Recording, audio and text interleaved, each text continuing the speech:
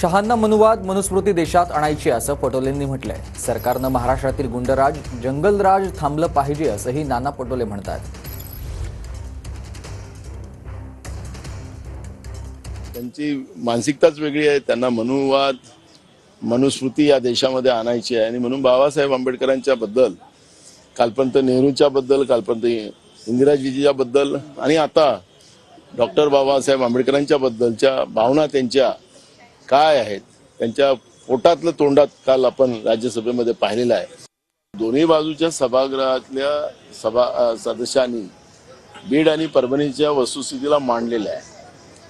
विशेष करून तर सत्ता पक्षाच्याच आमदारांनी जास्त भूमिका मांडलेली आहे। त्यामुळे मुख्यमंत्र्याला त्यांना पॉलिटिकली करता येणार नाही आणि महाराष्ट्राचा गुंडाराज आणि जो जंगलराज जो गेल्या 2.5 वर्षात निर्माण झालेला आहे तो त्यांना थांबवलंच पाहिजे, नाहीतर त्याचे परिणाम या सरकारसाठी वाईट